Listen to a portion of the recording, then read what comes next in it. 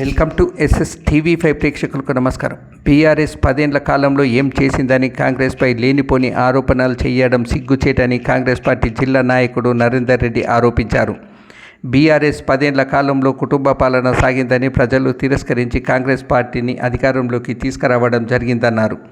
అది మింగుడు పడక బీఆర్ఎస్ కుటుంబంలోనే తగాదాలు మొదలయ్యాయని తెలిపారు. కాంగ్రెస్ అధికారం చేపట్టి అనతి కాలంలోనే రైతులకు ఏకకాలంలో 2 లక్షల రుణమాఫీ, మహిళలకు ఉచిత ప్రయాణం, వంట గ్యాస్ 500 రూపాయలకే అందిస్తున్నామన్నారు.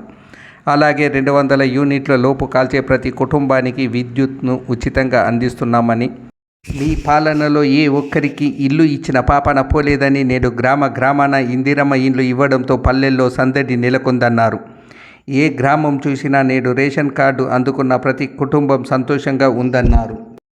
మా నాయకత్వంలో నాయకుడు అంటే మా రాజిరెడ్డి అని నర్సాపూర్ పట్టణంలో ఉదయం పలు కాలనీల్లో ప్రజల కష్టాలను తెలుసుకొని ప్రజల సమస్యల పరిష్కారం కోసం శ్రమించే నాయకుడు మా రాజిరెడ్డి అని కొనియాడారు.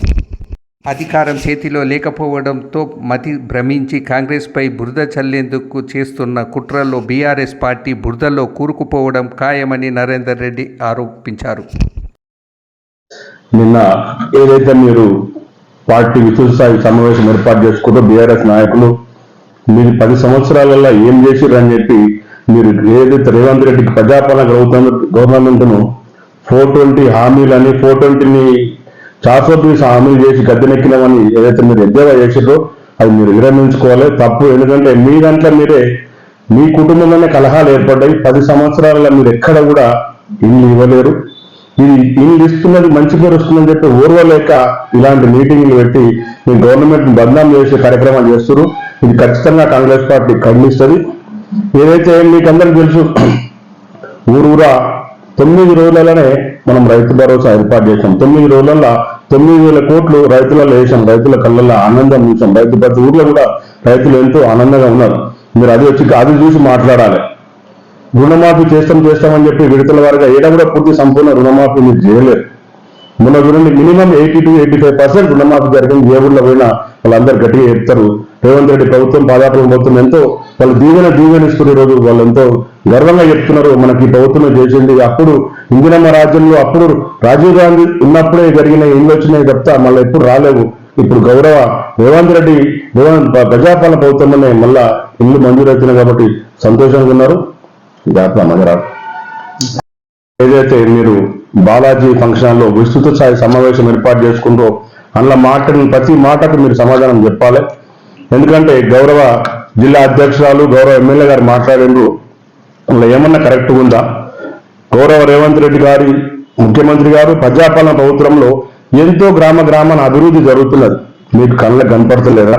మీరు ఒకసారి ఆలోచన చేయాలి, గుణమే చేసుకొని చెప్పాలి. 10 సంవత్సరాలలో మీరు ఎక్కడన్నా ఇల్లు ఇచ్చిర్రా? ఇప్పుడు చూడండి, గ్రామాన ఇందిరమ్మ ఇళ్ళ సందడి ఏర్పాటు చేస్తుంది. ఏడవైనా ఇందిరమ్మ ఇళ్ళ గురించి మాట్లాడుతున్నారు. మీరు ఏం చేసిర్రు? ప్రతి ఊర్లో కూడా సంక్షేమ పథకాలు ప్రతి ఊర్లో ప్రతి గడపకు అందుతున్నాయి. ఇప్పుడు ఉచిత కరెంటు కానివ్వండి, ఆర్టీసీ బస్సు ఫ్రీ సౌకర్యం కానివ్వండి, రైతు భరోసా కానివ్వండి, ఏదైతే ఇన్ని గణం చేస్తూ ఉంటే రుణమాఫీ కూడా మీరు ఏం చేశారండి? విడతల వారీగా 10 సంవత్సరాల కొంచెం చేసారు. ఏడ రుణమాఫీ పూర్తిగా సంపూర్తిగా ఏడ కాలేదు. అదే మేము చేసినాం, గట్టిగా చెప్తున్నాం. 80 to 85% అయినా మిగతా కూడా అది త్వరలో ఆర్థిక పరిస్థితులు ఇబ్బంది పడ్డాగా నిన్ను చేస్తే ఇంకా ముందు అవి కంప్లీట్ చేస్తారని చెప్పి నేను మనవి చేస్తున్నాను. మీరు మాట్లాడే మాటలకు ఏడ కూడా పొందడం లేదు. అసలు ఫస్ట్ మీ గవర్నమెంట్లో, మీ పాత బీఆర్ఎస్ గవర్నమెంట్లో మీకున్న కుటుంబంలోనే సరిగా చక్కలేదు. 18 నెలలకే మీ పోస్టులు పోయినాయి అని చెప్పి ఇప్పటికే కొట్లాడాలు శురువైనది. ఇంకా మీరు ఈ గవర్నమెంట్ మాట్లాడే హక్కు మీకు లేదు. దయచేసి ఆలోచన చేసుకోవాలి, గుణమే చేసుకొని మాట్లాడండి. ఇక ముందు ఎక్కడ కూడా ఇలాంటి పార్టీ కార్యక్రమాలు ఏదైనా పెట్టి మీరు విమర్శించవద్దు. మీరు ఏం చేస్తారో చెప్పుంది, కానీ ఒక పార్టీ చేసే అభివృద్ధి కార్యక్రమాలు చెప్పాలి తప్పితే మీరు ఏడిచ్చిందండి? మీరు రేషన్ కార్డు ఇచ్చారు ఎక్కడన్నా? మీరు ఇన్ని రోజులలో 10 సంవత్సరాలు ఎన్ని రేషన్ కార్డులు ఇచ్చారండి? పిల్లలు పుట్టి పెళ్లిళ్ళకి వచ్చి 10-12 సంవత్సరాలు అవుతుంది.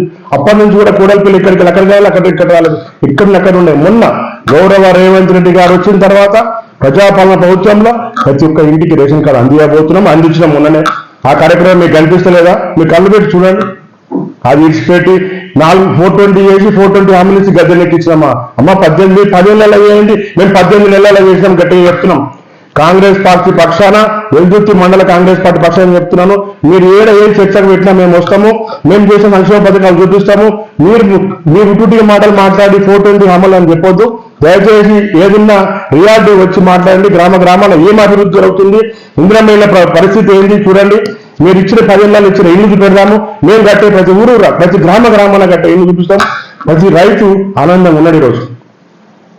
మా మండలం చూడండి, ఎక్కడైనా ఒక రైతు ఏదైనా ఆందోళన పడుతుందా? ఊరికనే అదోటి ఇదోటి చెప్పి గవర్నమెంట్ బదనాం చేసే కార్యక్రమం ఉంటే మీరు విరమించుకోవాలి. దయచేసి మీరు మాట్లాడే పూర్తిగా నేను ఖండిస్తాను.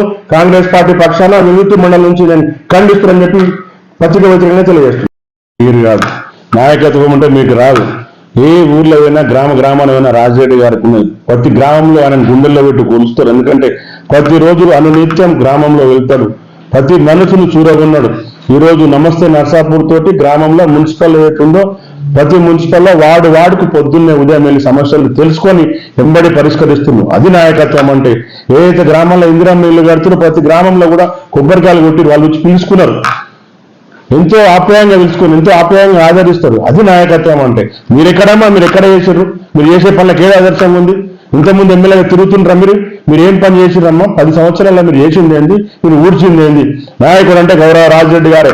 ఎమ్మెల్యే పదవి ఉన్నా లేకున్నా మా మనసు నింపుకున్న నాయకుడు గౌరవ రాజిరెడ్డి అని చెప్పి తెలియజేస్తున్నారు.